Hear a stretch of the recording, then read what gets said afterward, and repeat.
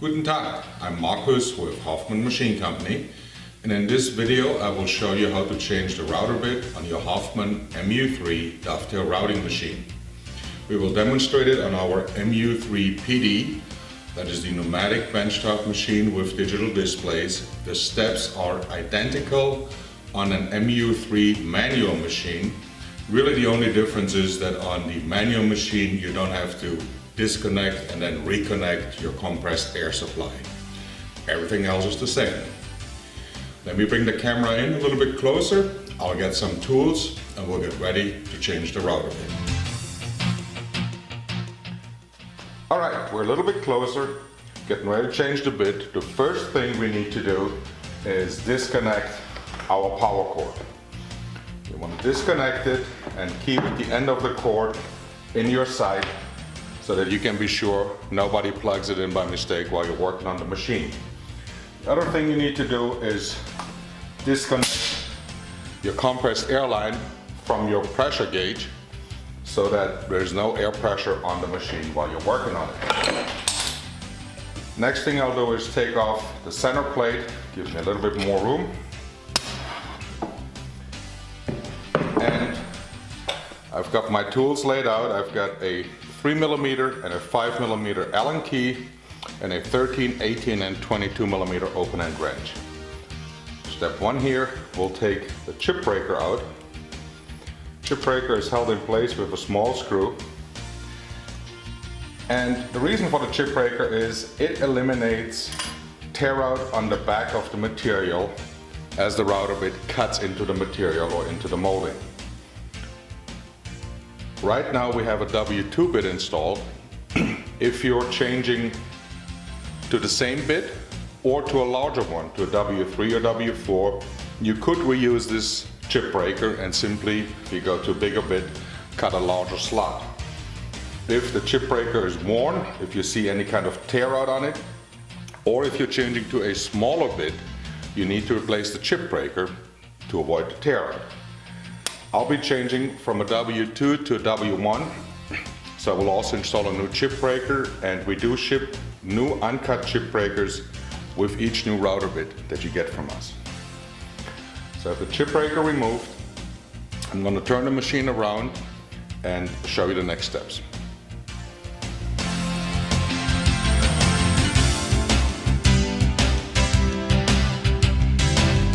Alright, we're now at the back of the machine. Take our 13mm open end wrench, loosen the lock nut here on that stem, and then turning this knurled knob down starts to raise our motor up and keep it stationary.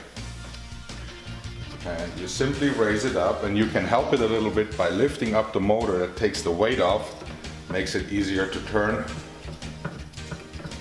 And we want to get this up to about, I would say, 3/8 of an inch above the table. So I want to have my router bit 3/8 of an inch above the table. Right about there. Next thing, my 5mm Allen key, and there's a screw that clamps the motor in place. Be easier to see in a second once we have the motor out, but you simply open that screw. And you can now carefully slide the motor out. Place it here on the machine. And we're going to zoom in on here. We'll see the little screw that's there. As you tighten this screw, this bracket clamps down on the front of the motor and holds it in place. The front flange is a machined steel part, has double bearings, so this is where we're clamping down on.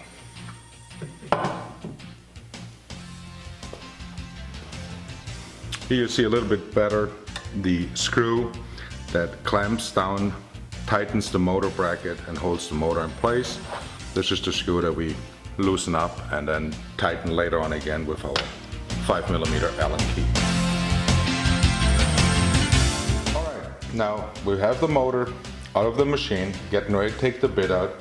Before we do that, to make our life a little bit easier, you can measure the projection or the distance from the collet to the tip of the bit, either with a ruler or you can use a caliper and just carefully measure that setting.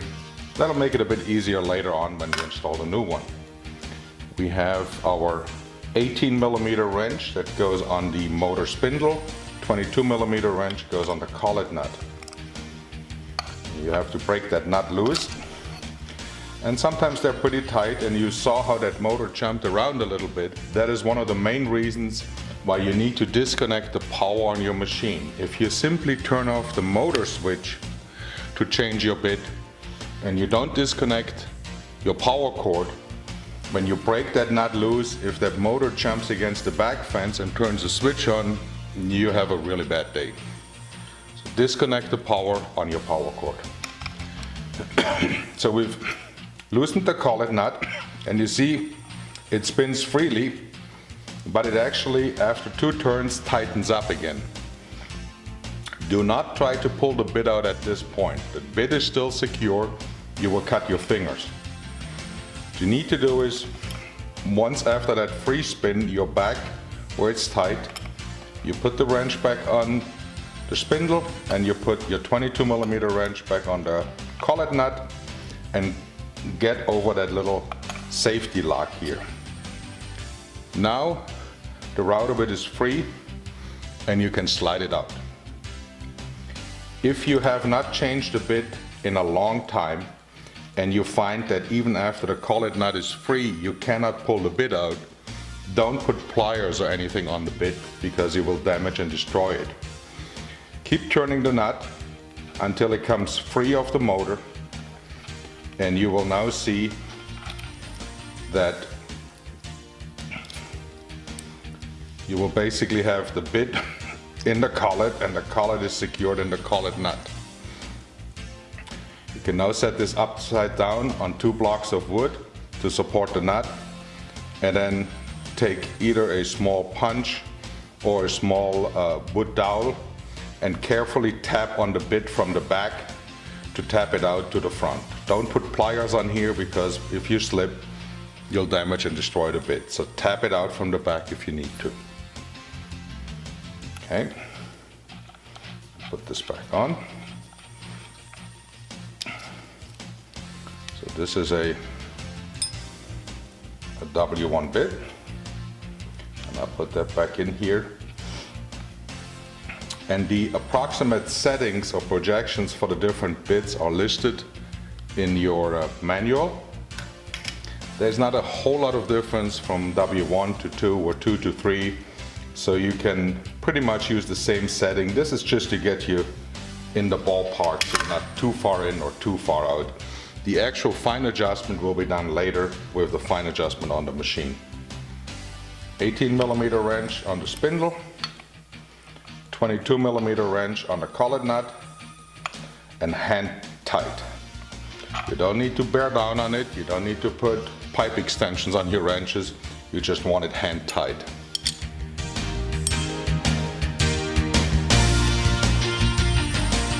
Alright, now it's time to put the motor back in the machine. Be careful when you slide it in so you don't bump against any of the steel parts of the machine, because that could chip and damage the bit. So carefully slide it back in.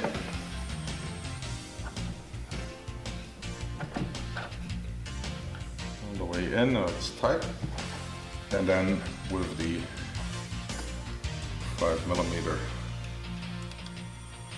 Allen key, you tighten up the screw.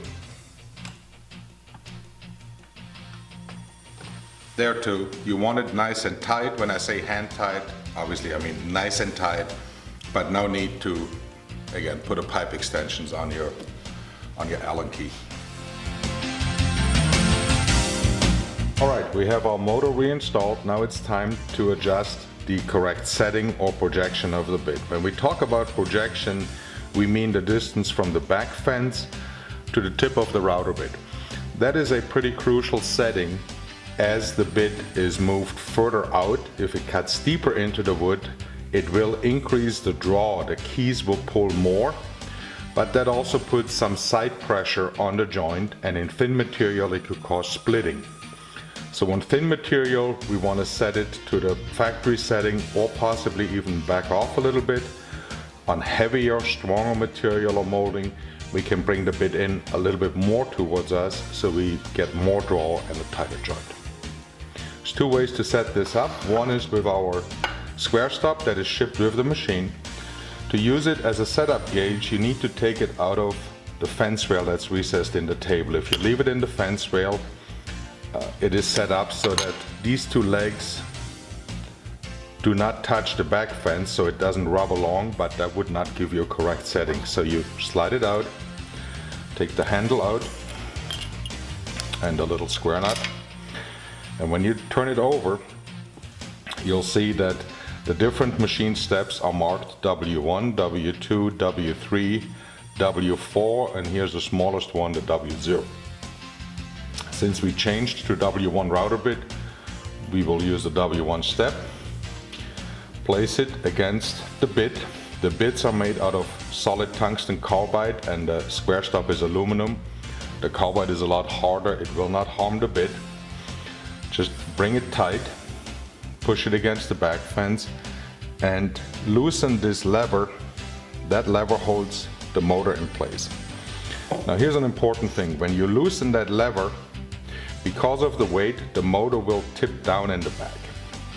So you need to break it loose and then tighten it again with your finger, just so that it's tight enough to bring the motor back up, but you can still move it back in and out with the adjustment knob. If you loosen that lever and leave it very loose, your router bit is not going to be parallel to the table, but it actually is going to sit like this, and that will not give you an accurate setting. So bring it back in with one finger and then turning that knob to the right as you're facing the machine will move the motor towards you. And we'll see that here. I'm turning this and you can now see how that jig or that square stop rocks because the bit touches on the step, but the two legs left and right can't reach the back fence anymore. And then if I turn to the left, I'm backing off the motor. And now you get to the point where the back legs touch, but you can spin the bit by hand and you can feel that the bit does not touch the step. We need to get to a setting where the bit just touches that step. So we're turning right again and then just check it by turning it by hand. A little bit more. And you will get to a point where you feel a little scratching. Or you can even see, like here, how that setup gauge moves a little bit. And that's the setting that we want to be at. We'll now tighten that lever all the way so our motor is tight. And that is our setting. The next step would be to make a test cut, put a key in the joint, see how it pulls, and we can then still fine adjust in and out if we need to. Another way to adjust the bit, and a bit easier way, is with this digital setup gauge that is available as an accessory. When you use it, make sure the bottom contact piece is tight. If this is loose, it will give you an inaccurate setting, so tighten that up. Place the jig flat on the table, slide the center stem against the back fence and press the 0 button to reset it to 0. You can switch from millimeters to inches, either one will work fine. In the manual for the machine, as well as the instructions that come with the setup gauge, the numbers for W0 to W4 bits are listed in millimeters and inches. We'll place it against the router bit, slide it all the way in, and now we can take a reading. And our factory or average setting for W1 is 3.5, we're at 3.56, so that's very small amount over. We're basically right there. The nice thing about this setup, the digital setup jig, is that if you want to bring it in a little bit more to get a little bit more draw, you can loosen this up, and as I'm turning the knob to the right, you actually see the number increase on the display, and you can adjust the bit setting very precisely. If you need to back the bit off a little bit, you turn to the left Keep in mind that as the bit moves back, it obviously cannot pull that center measuring stem with it. So once you pull it back a little bit, make sure you push the center stem back onto the bit so you get an accurate reading. I'm at 3.4 right now, so I'm going to turn right again a little bit, bring that in to 3.5, tighten it up, and that's how I set my router bit. The next step before we put in our chip breaker is we're going to lower the motor back down with the same stem that we moved it up before, just back that back down, and then we'll make a test cut without a chip breaker.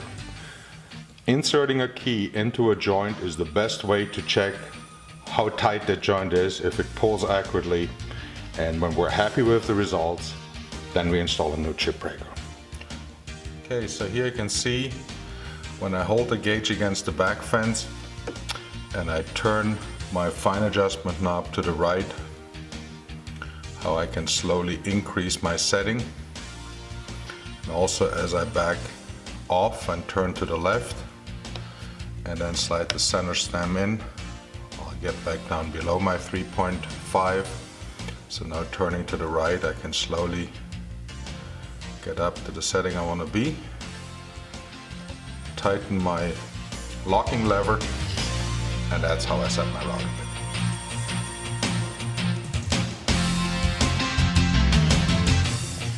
bit. Alright, so here I'm lowering the hold down stem again to bring the motor back down in its home position. Make sure that you have free play here so that the stem is really up into the motor bracket, doesn't stick out below at all. Otherwise the motor carriage cannot go all the way down and your motor will keep running because you're not triggering the switch. So make sure you've got some play.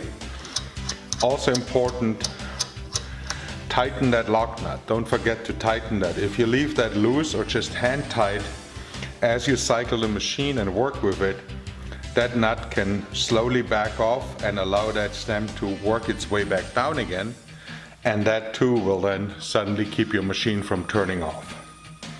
So tighten it by hand, 13mm wrench, snug it up, and you're good to go.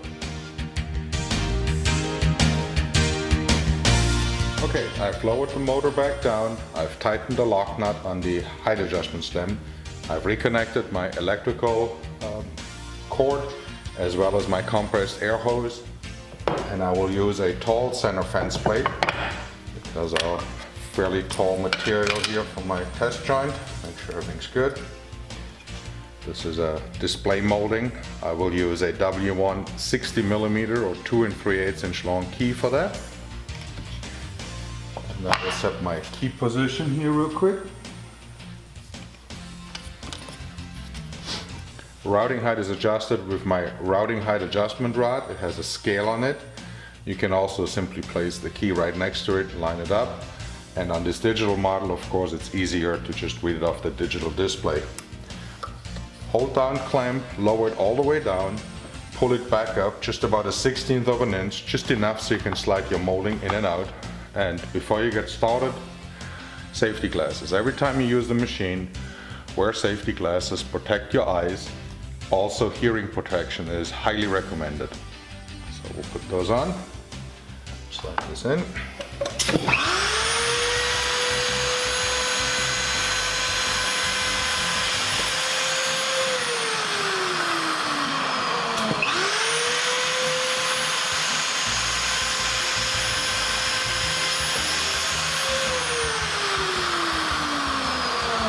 Two cuts.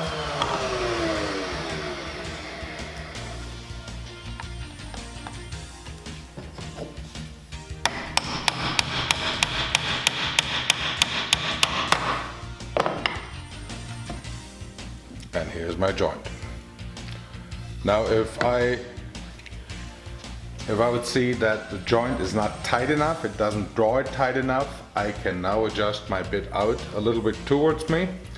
If I drive the key in and I see some splitting and a huge gap to the left or to the right of the key, that means that the bit is sticking out too far and I need to back it off a little bit. But generally, The factory setting as well as the digital gauge will get you where you need to be, and the test cut will prove that. But it's always good to make a test cut just to be absolutely certain.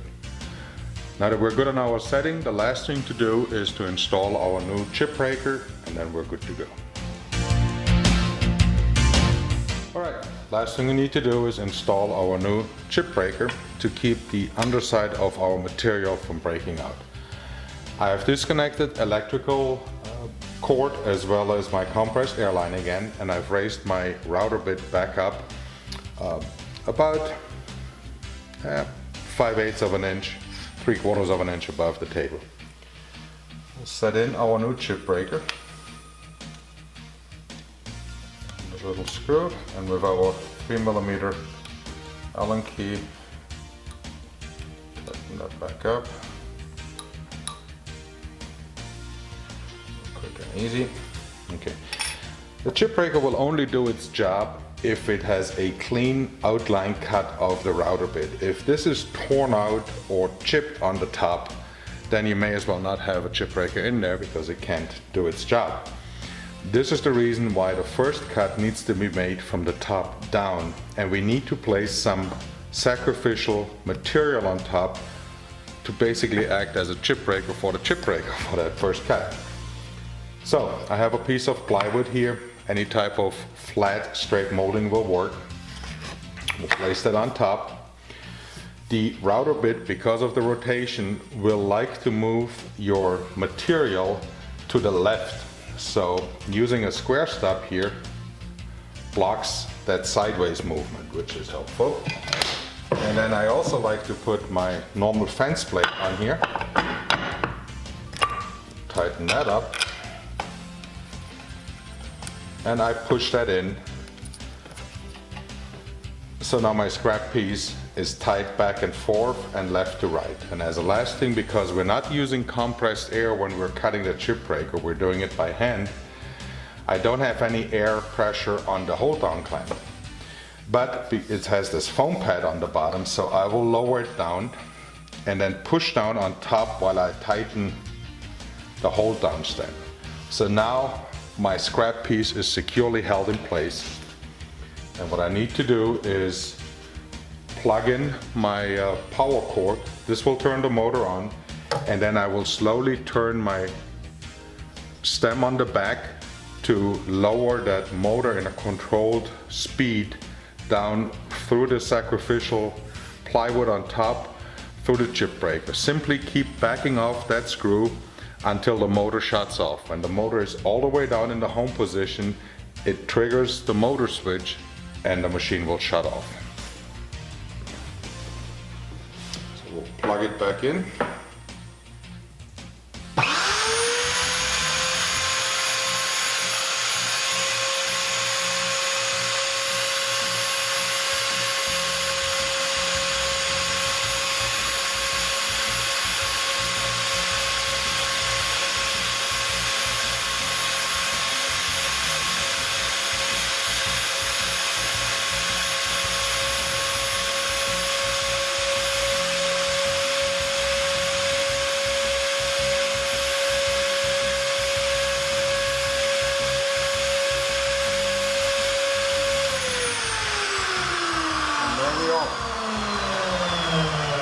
Again, make sure you've got some free play on that stem.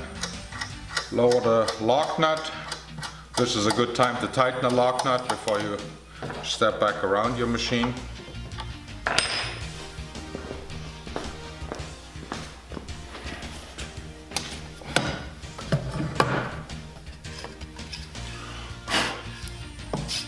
See the little cut that we have here. Clean, straight outline in the chip breaker, no tear out, no chip out. This will do its job, and the machine is now ready to go. Thank you very much for watching. We really appreciate your business. If you ever have any issues, any questions with your machine, please reach out to us at Hoffmann USA. You can reach us toll free at 866-248-0100. or contact us through our website, that is Hoffmann, and that's HOFFMANN Hoffman-USA.com. Thank you.